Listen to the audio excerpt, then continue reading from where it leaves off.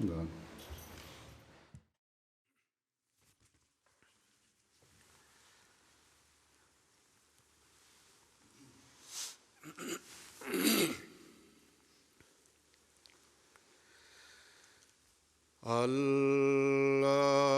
الله أكبر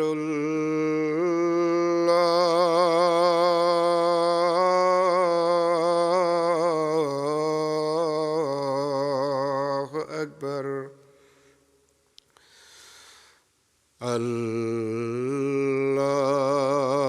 الله أكبر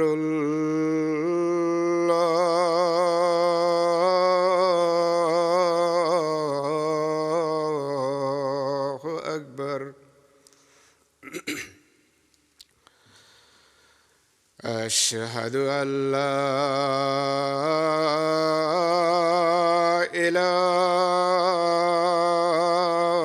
إله إلا الله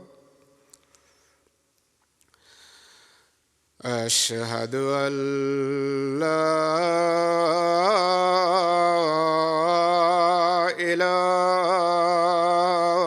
إله إلا الله أشهد أن محمدًا رسول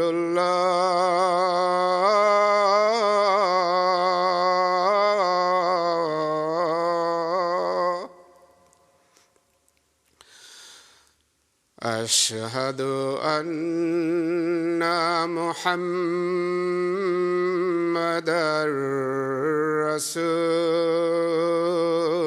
رسول الله حي على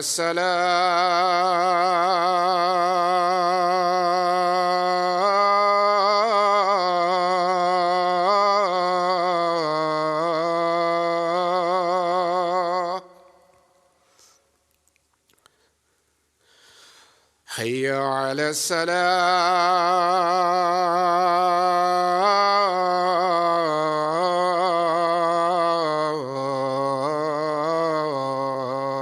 السلام حي على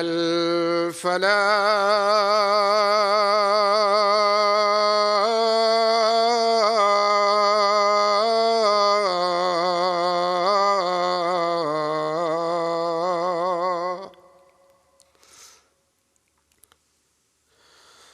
حي على الفلاح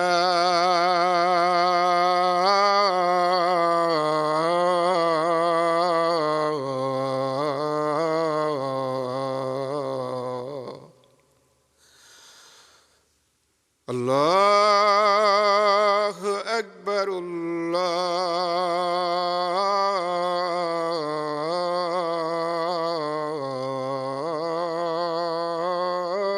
الله أكبر لا إله إلا الله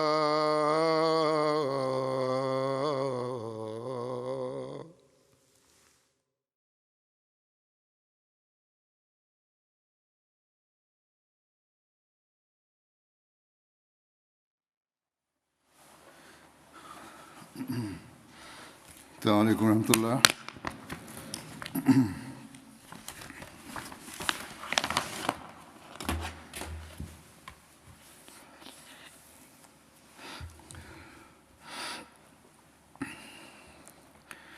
أشهد أن لا إله إلا الله وحده لا شريك له وأشهد أن محمدًا عبده ورسوله أما بعد فأعوذ بالله من الشيطان الرجيم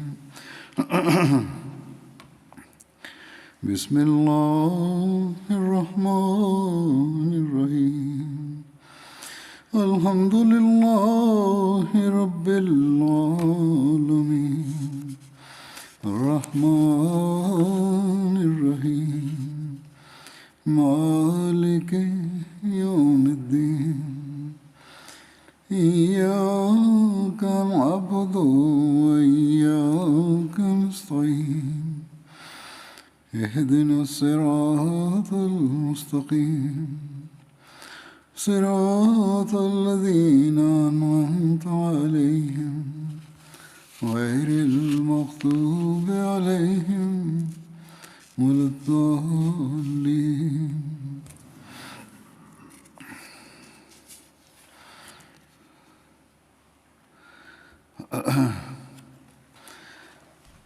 حضرت ابوبکر کو خلافت کے بعد جن مشکلات کا سامنا کرنا پڑا ان کا ذکر ہو رہا تھا. ان میں سے پہلی مشکل جو بیان کی گئی تھی وہ حضرت صلی اللہ علیہ وسلم کی وفات کا غم تھا، جو ہر مسلمان کو تھا، لیکن سب سے بڑھ کر حضرت ابوبکر جو ہمیشہ بچپن کے ساتھی تھے ان کو بہت زیادہ دکھ تھا. اور اس کے علاوہ جو مقام تھا ان کا وفا کا اور بیت کی گہرائی میں جا کر اس کا ادراک تھا، وہ کسی اور کو تو نہیں تھا. لیکن اس وقت انہوں نے بڑی جرت کا مظاہرہ کیا، ایمان کا مظاہرہ کیا. یہ بیان ہوا ہے کہ پہلا نازک اور ہولناک مرحلہ تو حضرت صلی اللہ علیہ وسلم کی وفات کا صدمہ تھا کہ جس سے سارے صحابہ ہمارے غم کے دیوانے ہو رہے تھے. موت کے اس اچانک صدمے سے کوئی سنبھل نہیں پا رہا تھا. حضرت صلی اللہ علیہ وسلم کی جدائی کا کوئی تصور بھی نہیں کر سکتا تھا. آپ صلی اللہ علیہ وسلم کی وفات کا حادثہ اس قدر شدید اور المناک تھا کہ بڑے بڑے صحابہ ہمارے غم کے حواس کھو بیٹھے تھے. حضرت عمر جیسے بہادر کا محبت کی اس دیوانگی میں اور بھی برا حال تھا. وہ تلوار لے کر کھڑے ہو گئے کہ اگر کسی نے یہ کہا کہ محمد صلی اللہ علیہ وسلم وفات پا گئے ہیں تو میں اس کا سر تن سے جدا کر دوں گا. اور یہ ایک ایسا رد عمل تھا کہ مسلمان اس بات کو سن کر اس شش و پنج میں گرفت کی کیفیت میں مبتلا ہو گئے تھے کہ کیا حضرت صلی اللہ علیہ وسلم واقعی فوت ہو گئے کہ نہیں.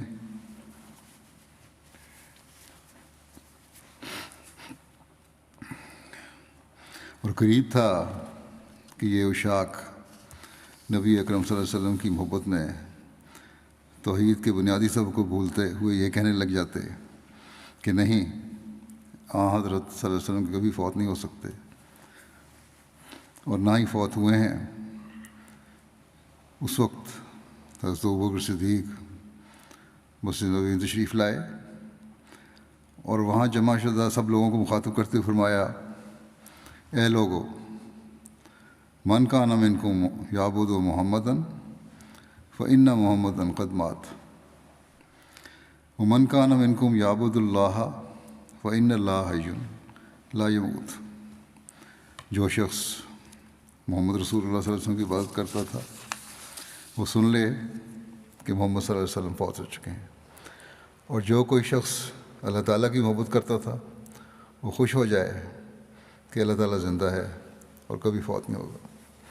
باوجود بے انتہا محبت کے جو حضرت صلی اللہ علیہ وسلم سے آپ کو تھی، جس کا کوئی مقابلہ ہی نہیں تھا، لیکن توحید کا درس آپ نے دیا. پھر فرمایا، وما محمد الا رسول قد خلت من قبلہ الرسل افإن مات او قتل انقلبتم علی اعقابکم. کہ محمد صلی اللہ علیہ وسلم صرف اللہ کے ایک رسول تھے، اور آپ سے پہلے جتنے رسول گزرے ہیں سب فوت ہو چکے ہیں. پھر آپ کیوں نہ فوت ہوں گے؟ اگر آپ فوت ہو جائیں گے یا قتل کیے جائیں گے تو کیا تم اپنی ایڑیوں کے بل پھر جاؤ گے اور اسلام کو چھوڑ دو گے؟ اس طرح حضرت ابوبکر نے کمال ہمت اور حکمت سے اس وقت غم کی اس کیفیت میں صحابہ کی ڈھارس بندھائی اور غم کے مارے ان اشاق کے دلوں پر مرہم لگانے کا سبب بنے، اور دوسری طرف توحید کی لرزتی ہوئی عمارت کو سنبھالا دیا۔ حضرت اقدس مسیح علیہ الصلوۃ والسلام کے ارشاد کے مطابق آپ فرماتے ہیں کہ اور پھر وہ خیالات جو حضرت صلی اللہ علیہ وسلم کی زندگی کے بارے میں بعض صحابہ کے دل میں پیدا ہو گئے تھے، ایک عام جلسے میں قرآن شریف کی آیت کا حوالہ دے کر ان تمام خیالات کو دور کر دیا، اور ساتھ ہی اس غلط خیال کی بھی بےخونی کر دی کہ جو حضرت مسیح کی حیات کی نسبت احادیث نبویہ میں پوری غور نہ کرنے کی وجہ سے بعض کے دلوں میں پایا جاتا تھا۔ دوسرا بڑا کام جو جب صدمہ جب پہنچا اور اس کو کس طرح آپ نے اس کو پر قابو پایا اور یا انجام دیا، دوسرا بڑا کام وہ ہے انتخاب خلافت کے وقت امت مسلمہ کو اتفاق کی لڑی میں، اتحاد کی لڑی میں پرونا۔ نبی اکرم صلی اللہ علیہ وسلم کی وفات کے بعد جو ایک دوسرا ممکنہ خدشہ پیدا ہوا وہ ثقیفہ بنو ساعدہ میں انصار کا اجتماع تھا، جہاں ابتدا میں تو گویا یوں لگتا تھا کہ انصار کسی طور سے بھی مہاجرین میں سے کسی کو اپنا امیر یا خلیفہ تسلیم کرنے کو تیار نہ ہوں گے، اور مہاجرین انصار میں سے کسی کو خلیفہ بنانے پر تیار نہ ہوں گے، اور قریب تھا کہ اختلافی تقریروں سے بڑھ کر بات تلواروں تک جا پہنچے گی کہ اس نازک موقع پر حضرت ابوبکر صدیق رضی اللہ عنہ کی زبان میں اللہ تعالیٰ نے وہ تاثیر پیدا کی، اور دوسری طرف لوگوں کے دلوں کو حضرت ابوبکر کی طرف مائل کیا کہ یہ سارا انتشار و اختلاف ایک بار پھر محبت و اتحاد میں تبدیل ہو گیا۔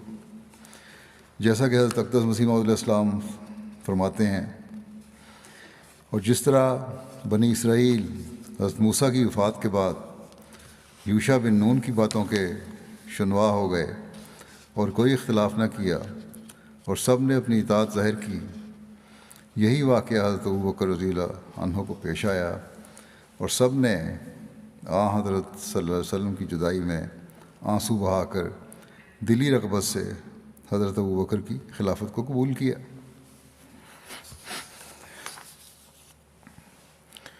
تیسرا اہم بات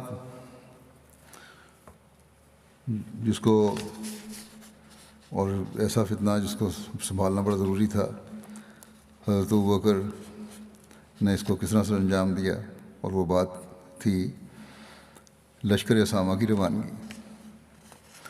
رسول اللہ صلی اللہ علیہ وسلم نے یہ لشکر شام کی سرحد پر رومیوں سے جنگ کے لیے تیار کیا تھا۔ جنگ موتا اور غزوہ تبوک کے بعد آپ صلی اللہ علیہ وسلم کو خدشہ پیدا ہوا کہ کہیں اسلام اور مسیحیت کے بڑھتے ہوئے اختلاف اور یہود کی فتنہ انگیزی کے باعث اہل روم عرب پر حملہ نہ کر دیں۔ جنگ موتا میں حضرت زید، حضرت جعفر، حضرت عبداللہ بن رواحہ مسلمانوں کے 3 امیر یکے بعد دیگرے شہید ہوئے۔ موتا جو ہے وہ ایک شہر ہے جو اردن کے مشرق میں ایک زرخیز زمین میں واقع ہے۔ بہرحال اس بارے میں حضرت انس روایت کرتے ہیں کہ نبی کریم صلی اللہ علیہ وسلم نے لوگوں کو حضرت زید اور حضرت جعفر اور حضرت عبداللہ بن رواحہ کی موت کی خبر دی، پیشتر اس کے کہ لوگوں کے پاس اس سے متعلق کوئی خبر آئی۔ آپ صلی اللہ علیہ وسلم نے فرمایا، زید نے جھنڈا لیا اور وہ شہید ہوا، پھر جعفر نے پکڑا اور وہ بھی شہید ہو گئے، پھر ابن رواحہ نے جھنڈے کو پکڑا اور وہ بھی شہید ہو گئے، اور آپ کی آنکھیں آنسو بہا رہی تھیں۔ آخر اللہ کی تلواروں میں سے، پھر آپ نے فرمایا کہ آخر اللہ کی تلواروں میں سے ایک تلوار یعنی خالد بن ولید نے جھنڈا لیا، یہاں تک کہ اللہ نے اسے ان مخالفین پر فتح دی۔ اس کے بعد آپ صلی اللہ علیہ وسلم بنفس نفیس مسلمانوں کو ہمراہ لے کر جانب تبوک روانہ ہوئے، لیکن دشمن کو میدان میں نکل کر مسلمانوں کا مقابلہ کرنے کی جرأت نہ ہوئی، اور اس نے شام کے اندرونی علاقوں میں گھس کر مسلمانوں کے حملوں سے محفوظ ہونے میں اپنی خیریت سمجھی۔ ان غزوات کے باعث مسلمانوں کے متعلق رومیوں کے ارادے بہت خطرناک ہو گئے، اور انہوں نے عرب کی سرحد پر پیش قدمی کرنے کی تیاریاں شروع کر دیں۔ اسی وجہ سے رسول اللہ صلی اللہ علیہ وسلم نے اسامہ کو بطور پیش بندی شام روانہ ہونے کا حکم دیا تھا، اور ایک مقصد جنگ موتا کے شہیدوں کو بدلہ لینا بھی تھا۔ لشکر اسامہ کی تیاری رسول اللہ صلی اللہ علیہ وسلم کی وفات سے 2 روز قبل بروز ہفتہ مکمل ہوئی، اور اس کا آغاز آپ کی بیماری سے قبل ہو چکا تھا۔ آپ صلی اللہ علیہ وسلم نے ماہ سفر کے آخر میں رومیوں سے جنگ کی تیاری کا حکم دیا۔ حضرت اسامہ کو بلایا اور فرمایا، اپنے والد کی شہادت گاہ کی طرف روانہ ہو جاؤ اور انہیں گھوڑوں سے روند ڈالو، میں نے تم کو اس لشکر کا امیر مقرر کیا ہے۔ ایک اور روایت میں آتا ہے کہ نبی کریم صلی اللہ علیہ وسلم نے فرمایا، بلقا اور داروم کو گھوڑوں کے ذریعے سے روند ڈالو، یعنی یہ لوگ ایسے ہیں جو جنگ کرنا چاہتے ہیں، ان سے اچھی طرح جنگ کرو۔ بلقا جو ہے وہ ملک شام میں واقع ایک علاقہ ہے جو دمشق اور وادی القرا کے درمیان ہے۔ داروم مصر جاتے ہوئے فلسطین میں غزہ کے بعد ایک مقام ہے، اس کے بارے میں یہ تعارف لکھا ہے۔ بہرحال ملک شام کے لیے روانگی کا ارشاد کرتے ہوئے آپ نے فرمایا،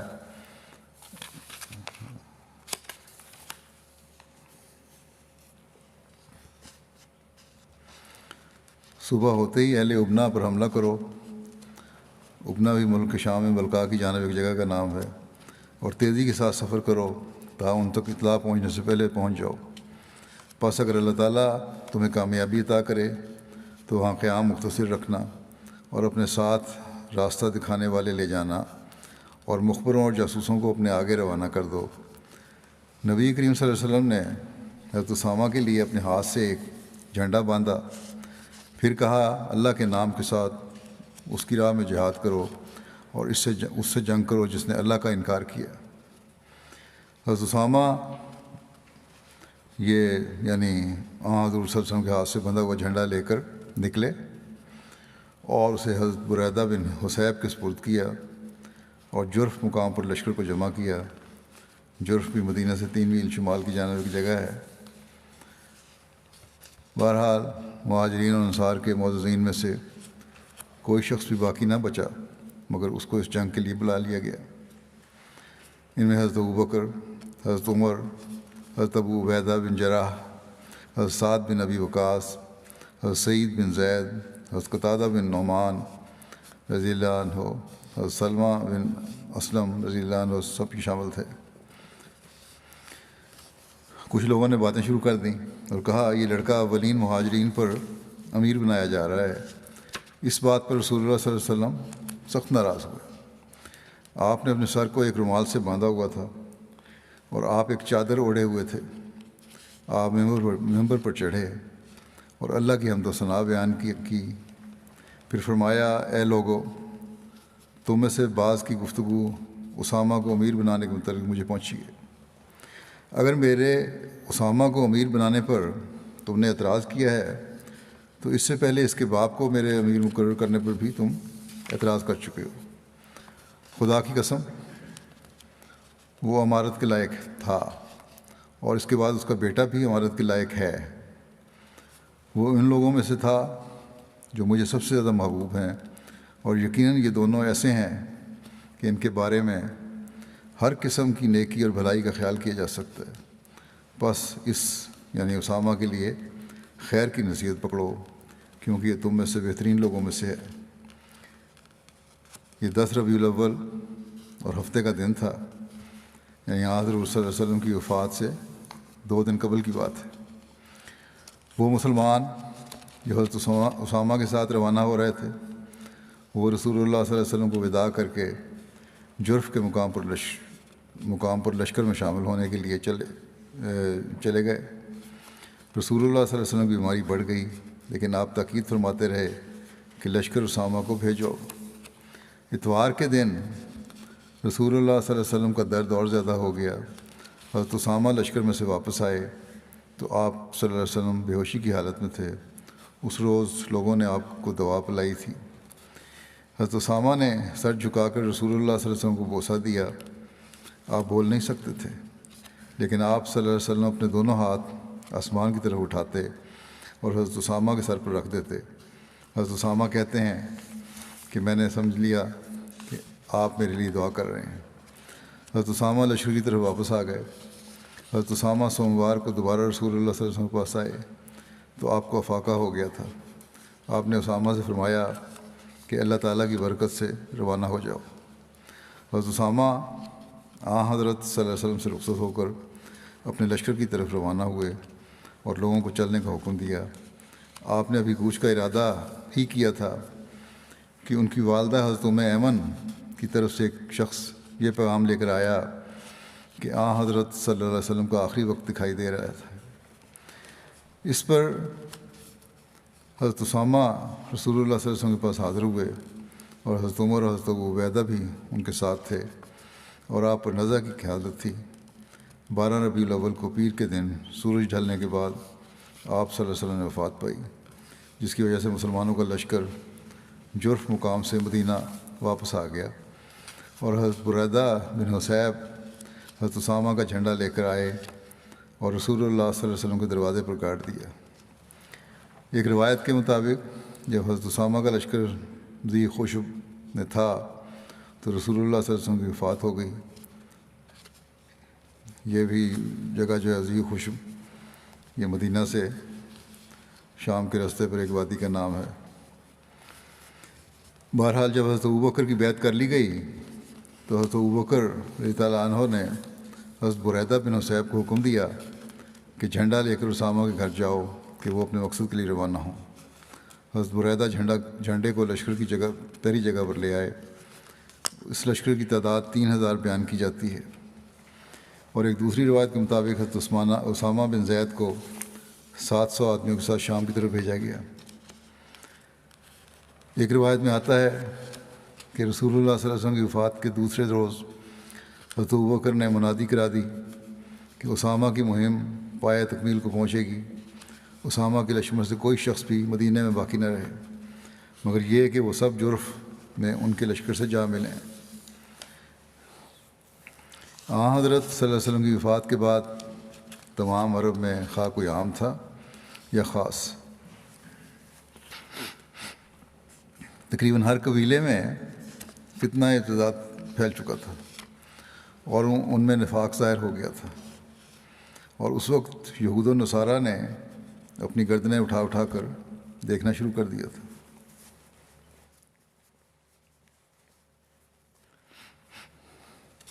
اور نبی صلی اللہ علیہ وسلم کی وفات اور مسلمانوں کی کم تعداد اور دشمن کی کثرت کے باعث ان کی حالت بارش والی ریت میں بھیڑ بکریوں کی مانند تھی، یعنی بالکل بے یار و مددگار تھے، اس طرح تھے۔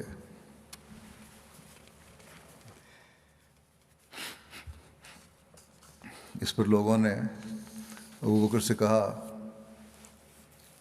کہ یہ لوگ صرف اسامہ کے لشکر کو ہی مسلمانوں کا لشکر سمجھتے ہیں، اور جیسا کہ آپ دیکھ رہے ہیں عربوں نے آپ سے بغاوت کر دی ہے، بس مناسب نہیں کہ آپ مسلمانوں کی اس جماعت کو اپنے سے الگ کر لیں، یعنی اسامہ کے لشکر کو بھیجیں۔ اس پر حضرت ابوبکر نے فرمایا، قسم ہے اس ذات کی جس کے ہاتھ میں میری جان ہے، اگر مجھے یقین ہو کہ درندے مجھے نوچ کھائیں گے تو بھی میں اسامہ کے لشکر کے بارے میں رسول اللہ کے جاری فرمودہ فیصلے کو نافذ کر کے رہوں گا۔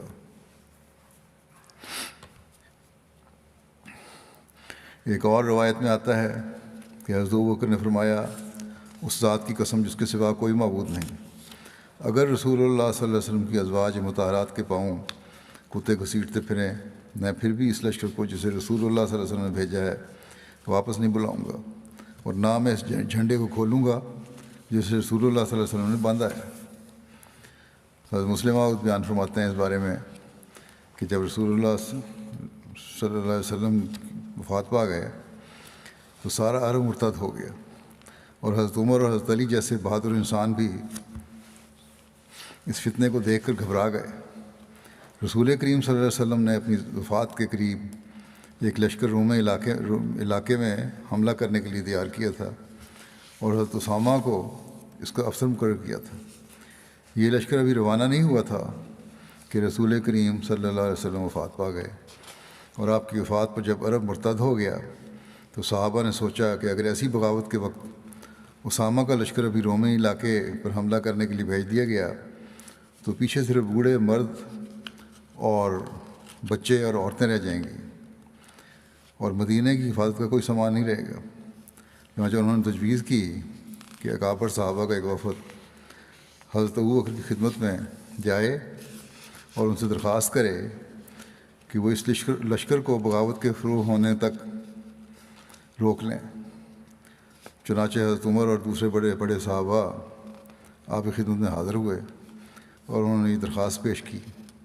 حضرت ابوبکر نے جب یہ بات سنی تو انہوں نے نہایت غصے سے اس وفد کو یہ جواب دیا کہ کیا تم چاہتے ہو کہ رسول کریم صلی اللہ علیہ وسلم کی وفات کے بعد ابو قحافہ کا بیٹا سب سے پہلا کام یہ کرے کہ جس لشکر کو رسول کریم صلی اللہ علیہ وسلم نے روانہ کرنے کا حکم دیا تھا اسے روک لے؟ پھر آپ نے فرمایا، خدا کی قسم اگر دشمن کی فوجیں مدینہ میں گھس آئیں اور کتے مسلمان عورتوں کی لاشیں گھسیٹتے پھریں تب بھی میں اس لشکر کو نہیں روکوں گا جس کو روانہ کرنے کا رسول کریم صلی اللہ علیہ وسلم نے فیصلہ فرمایا تھا۔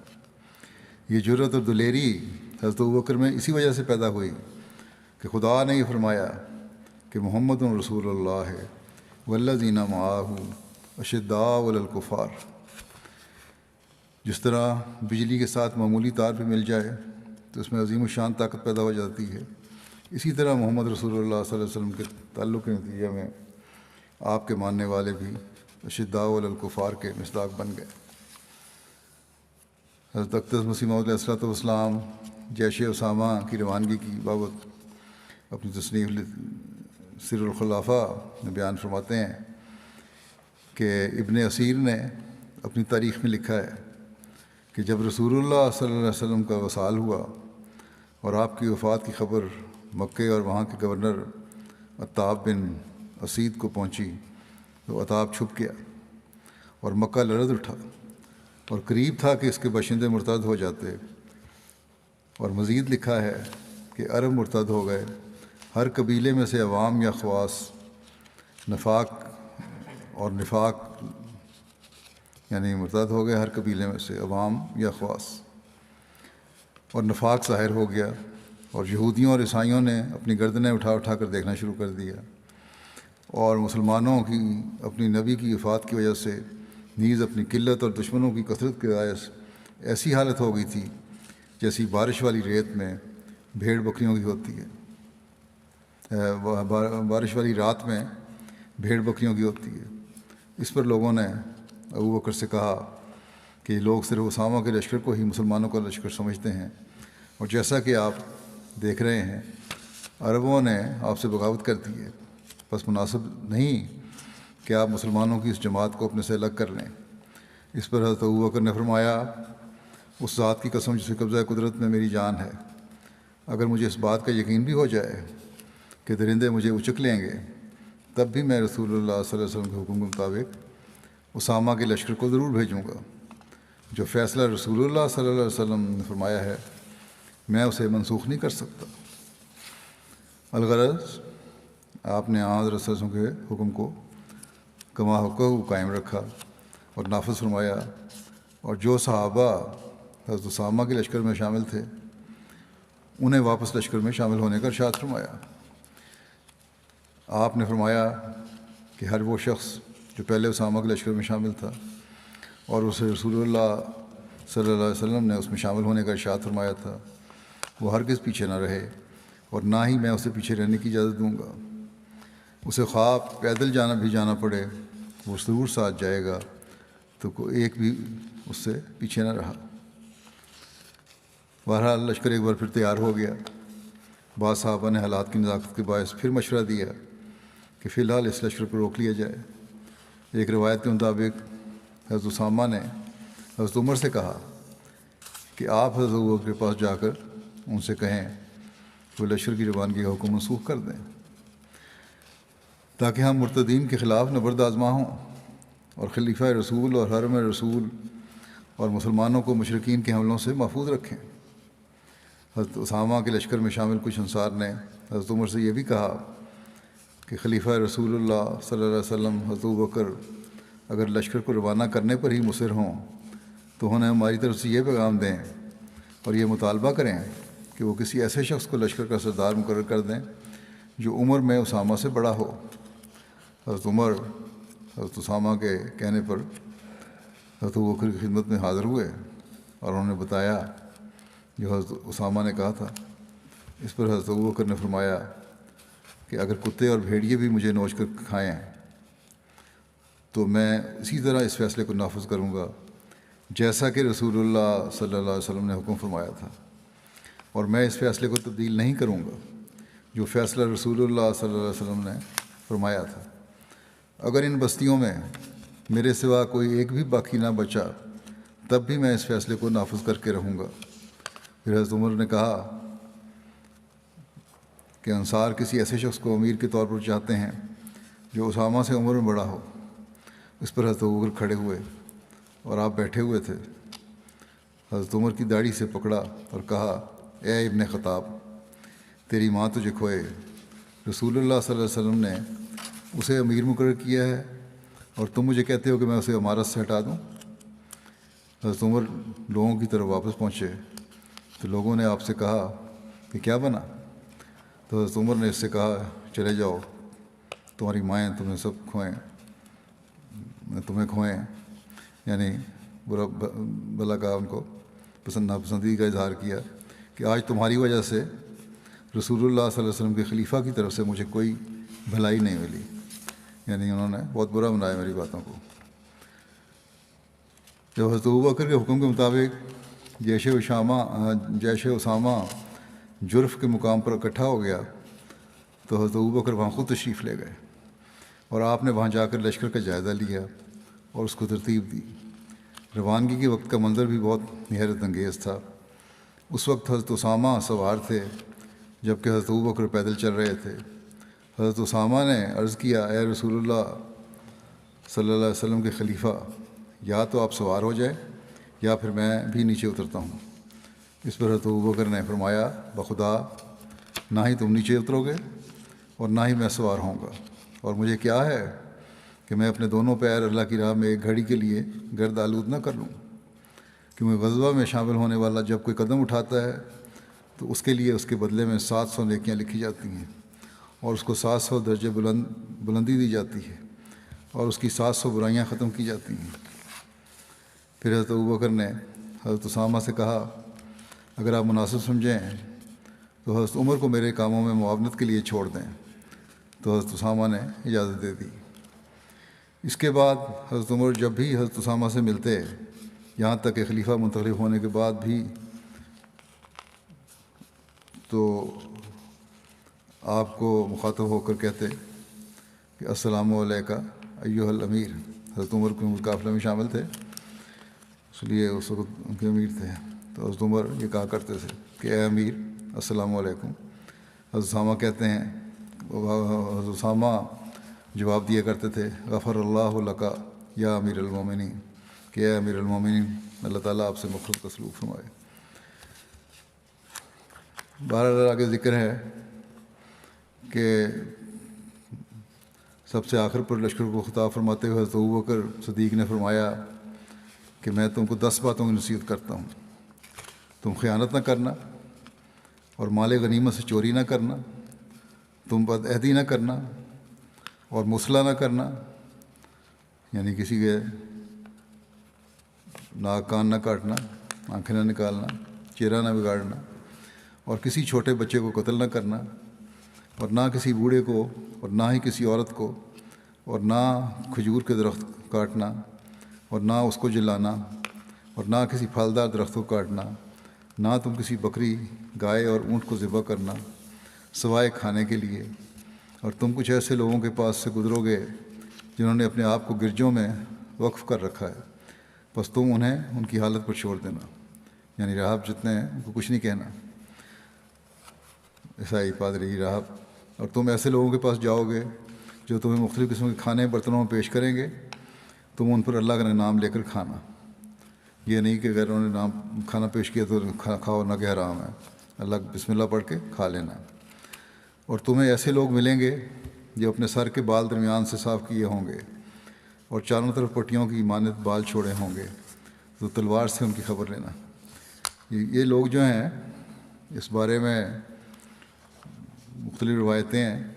یہ آتا ہے کہ عیسائیوں کا ایک گروہ ایسا تھا جو راہب تو نہیں تھے لیکن مذہبی لیڈر ہوتے تھے، اور وہ مسلمانوں کے خلاف جنگ کے لیے بھڑکاتے رہتے تھے اور حصہ بھی لیتے تھے جنگ میں.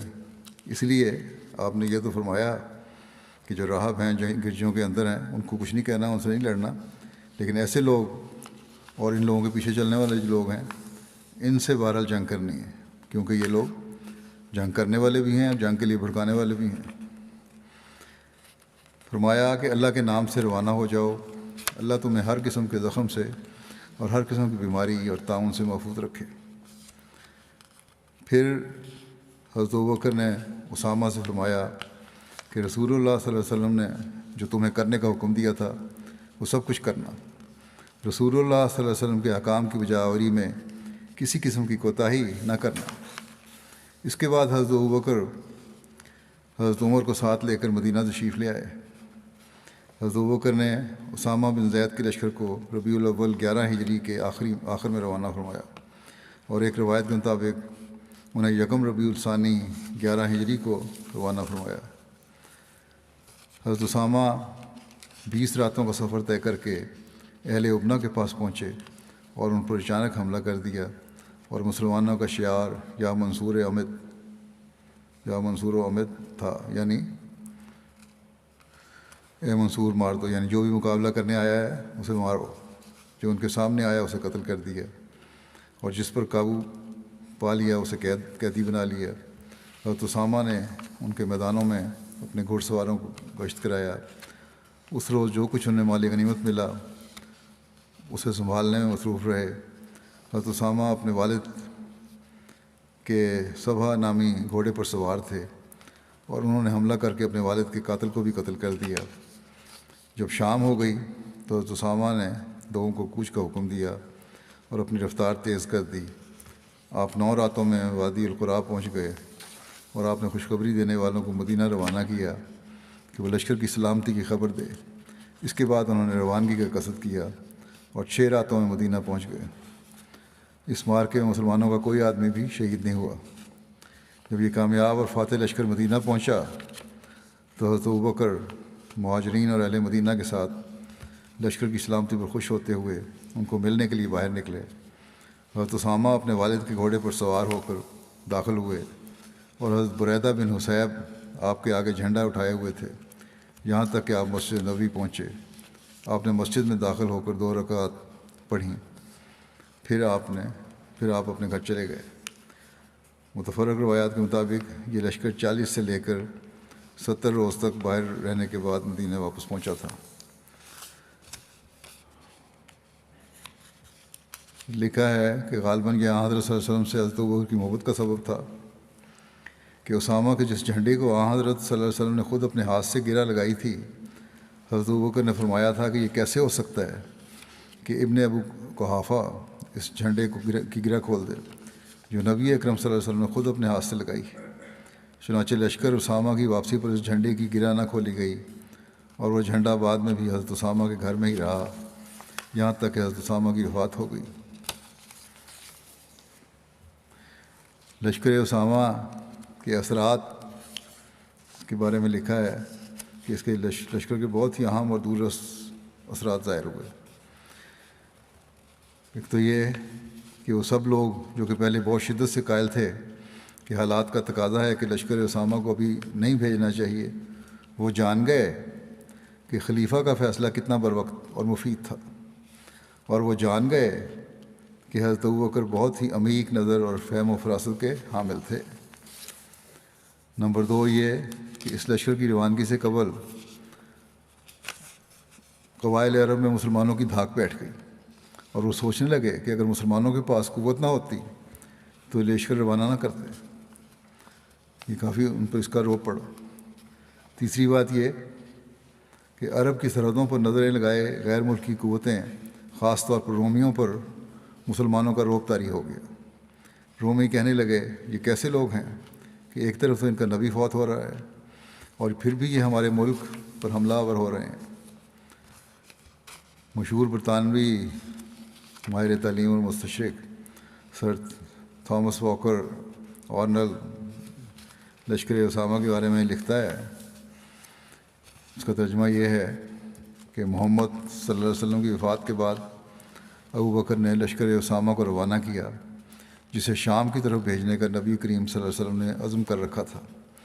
باوجود کہ عرب میں اضطرابی کیفیت کے پیش نظر بعض مسلمانوں نے اس سے اختلاف کیا، لیکن ابو بکر نے ان کے تردد کو اپنے اس قول کے ذریعے سے خاموش کر دیا کہ میں رسول اللہ صلی اللہ علیہ وسلم کی طرف سے دیے گئے کسی حکم کو منسوخ نہیں کروں گا، خواہ مدینہ جنگلی درندوں کا شکار بن جائے، پھر بھی یہ لشکر حضور صلی اللہ علیہ وسلم کی خواہشات کی ضرور تکمیل کرے گا۔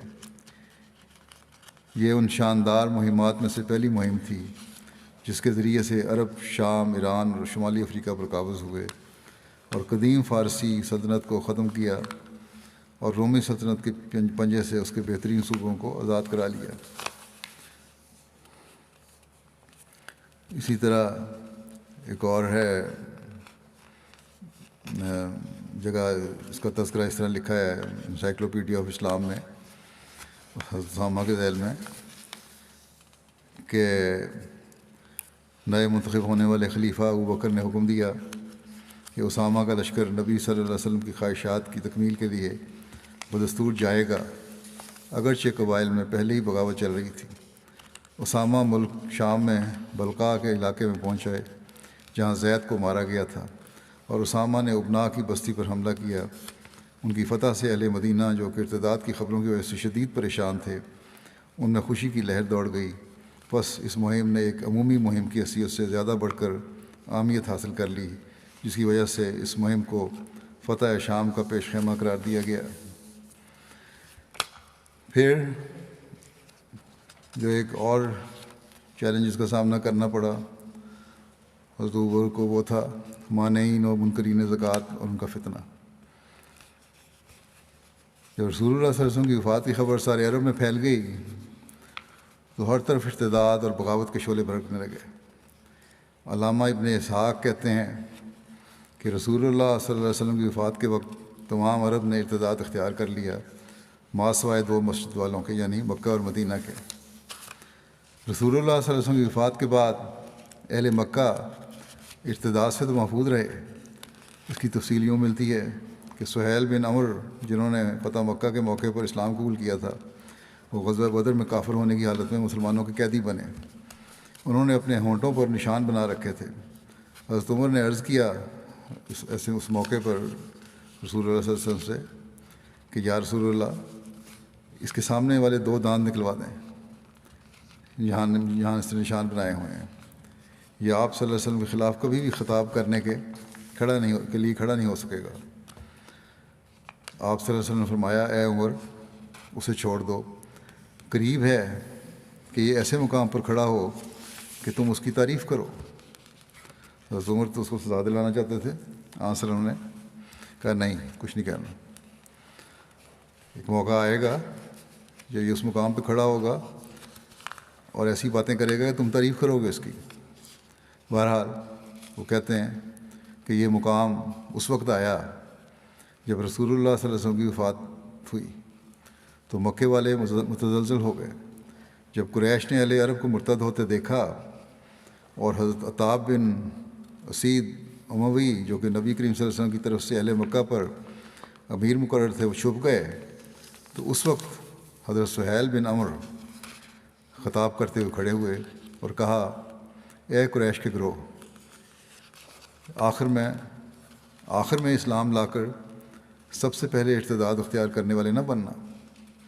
خدا کی قسم، یہ دین اسی طرح پھیلے گا جس طرح کہ چاند اور سورج طلوع سے غروب تک پھیلتے ہیں۔ اس طرح آپ نے یعنی سہیل نے ایک طویل خطاب کیا، چنانچہ اس خطاب نے مکے والوں کے دلوں پر اثر کیا اور روکے۔ حضرت عطاب رضی اللہ تعالیٰ عنہ بھی بلائے گئے، عطاب بن اسید، اور جو چھپ گئے تھے، اور قریش اسلام پر ثابت قدم ہو گئے۔ وہ لوگ جنہوں نے ارتداد اختیار کیا تھا ان کی متعدد اقسام تھیں۔ ان کا ذکر کرتے ہوئے حضرت ابوبکر کی سیرت پر ایک لکھنے والے لکھتے ہیں کہ ارتداد کی بھی مختلف شکلیں رہی ہیں۔ کچھ لوگوں نے تو سرے سے اسلام چھوڑ کر وثنیت اور بت پرستی کو اختیار کر لیا۔ کچھ لوگوں نے نبوت کا دعویٰ کیا۔ کچھ لوگ اسلام کے معترف رہے، نماز بھی قائم کرتے رہے، لیکن زکوٰۃ کی ادائیگی سے رک گئے۔ کچھ لوگ رسول اللہ صلی اللہ علیہ وسلم کی وفات سے خوش ہوئے اور جاہلی عادات و اعمال میں لگ گئے۔ کچھ لوگ حیرت و تردد کا شکار ہوئے اور اس انتظار میں لگ گئے کس کو غلبہ ملتا ہے۔ ان تمام شکلوں کی وضاحت سیرت و فقہ کے علماء نے کی ہے۔ امام خطابی کہتے ہیں کہ مرتدین دو طرح کے تھے۔ ایک تو وہ جو دین سے مرتد ہوئے، ملت کو چھوڑا اور کفر کی طرف لوٹ گئے۔ اس فرقے کے دو گروہ تھے۔ ایک گروہ ان لوگوں کا تھا جو مسلمہ کذاب اور اسود انسی پر ایمان لائے، ان کی نبوت کی تصدیق کی اور رسول اللہ صلی اللہ علیہ وسلم کی نبوت کا انکار کیا۔ دوسرا گروہ ان لوگوں کا تھا جو دین اسلام میں مرتد ہوئے، شرعی احکام کا انکار کیا، نماز و زکوٰۃ وغیرہ جیسے امور کے تارک ہو کر جاہلی دین کی طرف لوٹ گئے۔ اور مرتدین کی دوسری قسم ان لوگوں کی تھی جنہوں نے نماز و زکوٰۃ کے درمیان تفریق کی، نماز کا اقرار کیا اور زکوٰۃ کی فرضیت اور اسے خلیفہ کو دینے کے وجوب سے انکار کیا۔ ان زکوٰۃ روکنے والوں میں سے ایسے لوگ بھی تھے جو زکوٰۃ دینا چاہتے تھے، لیکن ان کے سرداروں نے ان کو اس سے روک رکھا تھا۔ مرتدین کی اس تقسیم سے قریب تر جو مختلف تقسیمیں ہیں، قاضی ایاز کی تقسیم ہے، لیکن انہوں نے 3 قسمیں بیان کی ہیں۔ ایک وہ جنہوں نے بت پرستی اختیار کر لی، دوسرے وہ جنہوں نے مسلمہ کذاب اور اسود انسی کی پیروی کی، دونوں نبوت کے دعوے دار تھے، تیسرے وہ جو اسلام پر قائم رہے لیکن زکوٰۃ کا انکار کیا اور اس تعویل کے شکار ہوئے کہ اس کی فرضیت نبی کریم صلی اللہ علیہ وسلم کے دور تک محدود تھی۔ پھر ڈاکٹر عبد الرحمٰن ہیں، وہ کہتے ہیں کہ مرتدین کی 4 قسمیں ہیں۔ ایک وہ جو بت پرستی میں لگ گئے، دوسرے وہ جنہوں نے جھوٹے مدعیان نبوت اسود انسی، مسلمہ کذاب اور سجاح کی اتباع کی، اور تیسرے وہ جنہوں نے وجوب زکوٰۃ کا انکار کیا، اور چوتھے وہ جنہوں نے وجوب زکوٰۃ کا تو انکار نہ کیا لیکن ابو بکر رضی اللہ عنہ کو دینے سے انکار کیا۔ وہ قبائل جنہوں نے زکوٰۃ دینے سے انکار کیا تھا ان میں نمایاں مدینہ کے قریبی قبائل ابس اور ذبیان اور ان سے ملکہ قبائل بنو کنانہ، غطفان اور فزارہ تھے۔ قبیلہ حوازن والے متردد تھے، انہوں نے بھی زکوٰۃ کی ادائیگی سے انکار کر دیا تھا۔ مانعین زکوٰۃ کے حوالے سے حضور کا صحابہ سے مشورہ طلب کرنے کا ذکر ملتا ہے۔ حضرت ابوبکر نے کفار صحابہ کو جمع کیا کر کے ان سے منکرین زکوٰۃ کے ساتھ جنگ کرنے کے متعلق مشورہ کیا۔ منکرین زکوٰۃ سے جنگ کر رہے ہیں۔ حضرت عمر بن خطاب جو اپنے آپ کو مسلمان کہتے تھے لیکن زکوٰۃ سے انکاری تھے، حضرت عمر بن خطاب اور پیشتر مسلمانوں کی یہ رائے تھی کہ ہمیں اللہ اور اس کے رسول پر ایمان لانے والے لوگوں سے ہرگز لڑنا نہیں چاہیے، بلکہ انہیں ساتھ ملا کر مرتدین کے خلاف مصروف فکار ہونا چاہیے۔ بعض لوگ اس رائے کے مخالف بھی تھے لیکن ان کی تعداد بہت تھوڑی تھی۔ ایک روایت کے مطابق حضرت صحابہ نے حضرت ابوبکر کو مشورہ دیا کہ مانعین زکوٰۃ کو ان کی حالت پر چھوڑ دیں اور ان کی تالیف قلب کریں یہاں تک کہ ایمان ان کے دلوں میں متمکن ہو جائے، پھر ان سے زکوٰۃ وصول کی جائے۔ حضرت ابوبکر نے اس کو نہ مانا اور انکار کر دیا۔ حضرت ابوبکر اس رائے کے حامی تھے کہ منکرین زکوٰۃ سے جنگ کر کے بزور ادائے زکوٰۃ پر مجبور کرنا چاہیے۔ اس امر میں ان کی شدت کا یہ عالم تھا کہ بحث کرتے ہوئے پرزور الفاظ میں فرمایا، واللہ اگر منکرین زکوٰۃ مجھے ایک رسی دینے سے بھی انکار کریں گے جسے وہ رسول اللہ صلی اللہ علیہ وسلم کے زمانے میں ادا کیا کرتے تھے تو بھی میں ان سے جنگ کروں گا۔ بخاری کی ایک روایت میں اس امر کی تفصیلیوں بیان ہے۔ ابو ہریرہ بیان کرتے ہیں کہ حضرت عمر نے کہا کہ آپ لوگوں سے کیسے لڑیں گے، جبکہ رسول اللہ نے فرمایا ہے کہ امرت ان اقاتل الناس حتی یقولوا لا الہ الا اللہ ومن قالها فقد سمع منی مالہ ونفسہ الا بحقہ وحسابہ علی اللہ۔ مجھے حکم دیا ہے کہ میں ان لوگوں سے لڑائی کروں یہاں تک کہ وہ لا الہ الا اللہ کا اقرار کریں، اور جس نے اس کا اقرار کر لیا اس نے مجھ سے اپنا مال اور اپنی جان بچا لی سوائے کسی حق کی بنا پر، اور اس کا حساب اللہ کے ذمہ ہے۔ تو حضرت ابوبکر نے فرمایا بخدا میں ضرور قتال کروں گا اس سے جس نے نماز اور زکوٰۃ کے درمیان فرق کیا، کیونکہ زکوٰۃ مال کا حق ہے۔ بخدا اگر انہوں نے بکری کا بچہ بھی مجھے نہ دیا جو وہ رسول اللہ صلی اللہ علیہ وسلم کو ادا کیا کرتے تھے تو میں ان سے قتال کروں گا اس کو روکنے پر۔ حضرت عمر نے کہا پس اللہ کی قسم یہ نہ ہوا مگر اللہ تعالیٰ نے حضرت ابوبکر کا سینہ کھول دیا، میں جان گیا کہ یہی حق ہے۔ یعنی حضرت عمر کو بعد میں تسلیم کرنا پڑا کہ حضرت ابوبکر صحیح فرما رہے تھے۔ حضرت سید زین العابدین ولی اللہ شاہ صاحب نے حدیث اسما منی مالہ و نفسہ الا بحق کی تشریح بیان کرتے ہوئے لکھا ہے کہ الا بحق الاسلام کا جملہ نفس مضمون پر اور زیادہ روشنی ڈالتا ہے۔ ایک مسلمان شخص لا الہ الا اللہ کا اقرار کرتے ہوئے اگر اسلامی حقوق کی نگہداشت نہیں رکھتا تو وہ بھی قابل مواخذہ ہے، صرف ایمان لا کر وہ سزا سے نہیں بچ سکتا۔ بحق الاسلام کے دو طرح کے معنی کیے جا سکتے ہیں، ایک یہ کہ اسلامی حقوق کا تعلق ہو، حق مصدر ہے جو جمع کا مفہوم بھی دیتا ہے۔ دوسرے یہ معنی ہے کہ جہاں اسلام ان مالوں اور جانوں کے لینے کو ضروری قرار دیتا ہے، حق الامر اثبتہ اوجبہ، یعنی اس کو ضروری قرار دیا ہے، یہ متعدی کے معنوں میں بھی استعمال ہوتا ہے۔ افراد امت کی سلامتی کا دار و مدار حقوق کی ادائیگی پر ہے۔ جس طرح ٹیکس کی عدم ادائیگی بغاوت اور مستوجب سزا ہے، اسی طرح زکوٰۃ کی عدم ادائیگی بھی۔ حضرت عمر نے پہلے حضرت ابوبکر سے اتفاق نہیں کیا، مگر جب الا بحق ہی کے الفاظ سے ان کا استدلال سنا تو ان کی رائے تسلیم کی۔ اس واقعے سے ظاہر ہے کہ صرف زبان سے لا الہ الا اللہ کہہ دینا عمل صالح نہ ہونے کی حالت میں قطعاً کوئی حقیقت نہیں رکھتا۔ اس باب کا عنوان یہ آیت ہے فَإِن تَابُوا وَأَقَامُوا الصَّلَاةَ وَآتَوُا الزَّكَاةَ فَخَلُّوا سَبِيلَهُمْ۔ اس صورت میں مذکورہ والا آیت کا مضمون دہراتے ہوئے اللہ تعالیٰ فرماتا ہے فَإِن تَابُوا وَأَقَامُوا الصَّلَاةَ وَآتَوُا الزَّكَاةَ فَإِخْوَانُكُمْ فِي الدِّينِ، یعنی اگر توبہ کر لیں اور نماز قائم کریں اور زکوٰۃ دیں تو وہ دین میں تمہارے بھائی ہیں، ان سے تعارض نہ کیا جائے۔ ان الفاظ سے ثابت ہوتا ہے کہ ان تین باتوں میں سے کوئی ایک بات ترک کرنے والا مسلمان نہیں۔ اسلام کے پانچوں ارکان کی پابندی فرض ہے۔ خود آن حضرت صلی اللہ علیہ وسلم نے بھی الا بحق ہی فرما کر انفاق سبیل اللہ کو معاشرے کے کمزور طبقے کا حق قرار دیا ہے، یعنی ذی استطاعت لوگوں کا فرض ہے کہ احکام اسلامی کی پابندی کریں اور جو مالی حق ان پر عائد کیا گیا ہے وہ ادا کریں۔ اس صورت میں ان کے حقوق بھی محفوظ رہیں گے۔ الا بحق ہی کے الفاظ سے حضرت ابوبکر کا استدلال عمیق اور وسیع نظر پر دلالت کرتا ہے۔ حضرت ابوبکر کے نزدیک زکوٰۃ کی عدم ادائیگی بغاوت ہے اور زکوٰۃ نہ دینے والا معاشرہ اسلامیہ کا فرد نہیں رہتا، اور یہ کہ اس کی اس بغاوت پر اس سے جنگ کرنا ضروری ہے۔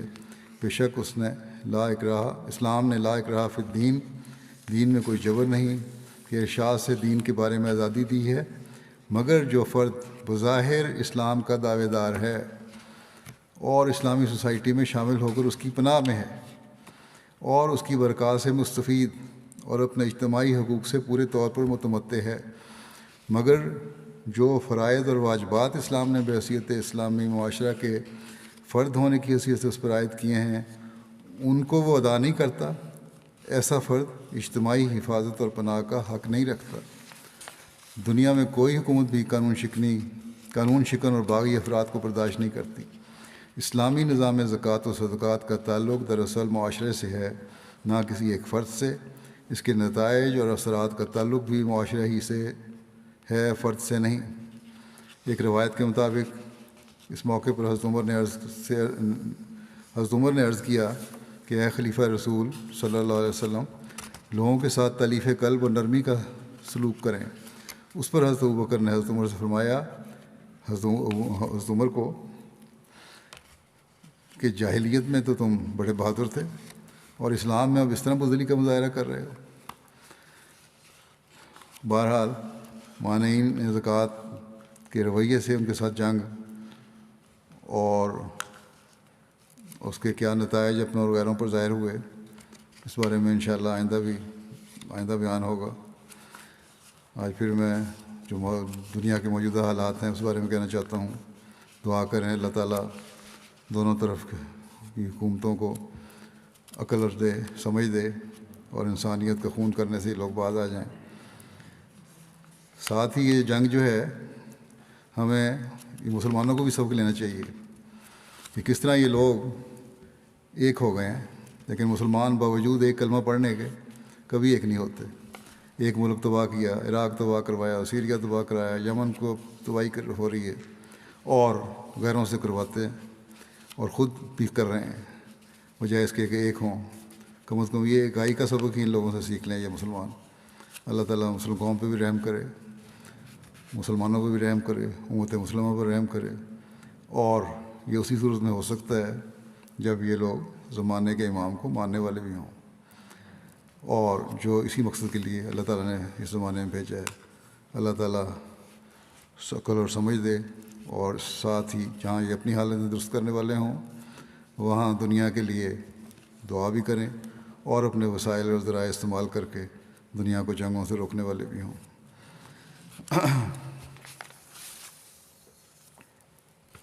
نہ کہ خود جنگوں میں شامل ہونے والے۔ نماز کے بعد میں ایک جنازہ غائب بھی پڑھاؤں گا جو سیدہ کیسرا ظفر ہاشمی صاحبہ کا ہے۔ ظفر اقبال ہاشمی صاحب لاہور کی اہلیہ تھیں، جو گزشتہ دنوں وفات پا گئیں، انا للہ و انا الیہ راجعون۔ مرحوم حضرت مسیح علیہ السلام کے صحابی حضرت سید محمد علی بخاری صاحب کی پوتی تھیں۔ سید نذیر احمد بخاری صاحب کے گھر پیدا ہوئیں۔ شادی کے بعد یہ مختلف جگہوں پر جہاں رہیں، 1961 میں ان کی شادی ہوئی تھی۔ اس کے بعد 1981 میں علامہ اقبال ٹاؤن لاہور شفٹ ہو گئیں۔ وہاں لجنہ کی خدمت کی توفیق ملی، اور صدر کے طور پر بھی اور سیکرٹری کے طور پر بھی خدمات انجام دیتی رہیں۔ صوم و صلات کی پابند تھیں، دعا گو، ہمدرد، مہمان نواز، صابرہ و شاکرہ، بڑی نیک اور مخلص خاتون تھیں۔ خلافت سے بے انتہا محبت اور اطاعت کا تعلق تھا۔ مالی تحریکات میں بڑھ چڑھ کر حصہ لیتیں، چندہ سال کے شروع میں ہی ادا کر دیا کرتی تھیں۔ اللہ کے فضل سے موسیہ تھیں۔ پسماندگان میں میاں کے علاوہ 5 بیٹے اور 1 بیٹی شامل ہیں۔ ایک بیٹے محمود اقبال ہاشمی صاحب اسیر رائے مولا ہیں، جو آج کل کیمپ جیل لاہور میں ہیں۔ ان کو جیل سے نکلنے کی اجازت نہیں ملی، لیکن بہرحال یہ نرمی کا سلوک کیا انتظامیہ نے کہ والدہ کی میت کو جیل لے جا کر انہیں والدہ کا آخری دیدار کروا دیا۔ احمدیوں کے خلاف اسلامی شاعر کے استعمال کے الزام میں اتنی بڑی سزائیں دی جاتی ہیں کہ جنازہ پڑھنے کے لیے بھی جیل سے نہیں نکالا گیا، جبکہ بڑے بڑے قاتلوں کو نکلنے کی اجازت مل جاتی ہے۔ بہرحال اللہ تعالیٰ اس ملک اور حکومتوں کو بھی رحم کرے۔ محمود اقبال صاحب اور ان کے 3 ساتھیوں کے خلاف جون 2019 میں مقدمہ درج ہوا تھا۔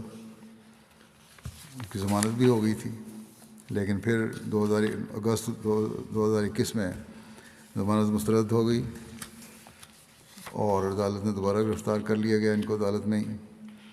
اللہ تعالیٰ ان کی بھی رہائی کے بھی جلد سامان پیدا فرمائے۔ مرحومہ کے ایک پوتے عاصم اقبال ہاشمی یہاں UK میں مربی سلسلہ ہیں۔ اللہ تعالیٰ ان کو بھی اپنی دادی کی نیکیوں پر عمل کرنے کی توفیق دے، ان کی اولاد کو بھی عمل کرنے کی توفیق دے، مرحومہ سے مغفرت کا سلوک فرمائے۔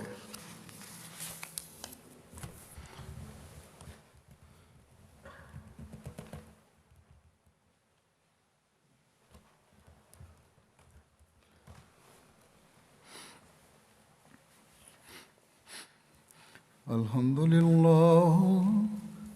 لله نحمده ونستعينه ونستغفره ونؤمن به ونتوكل عليه ونعوذ بالله من شرور أنفسنا ومن سيئات أعمالنا من يهده الله فلا مضل له ومن يضلل فلا هادي له ونشهد أن لا إله إلا الله ونشهد أن محمدا عبده ورسوله عباد الله رحمكم الله إن الله يأمر بالعدل والإحسان وإيتاء ذي القربى وينهى عن الفحشاء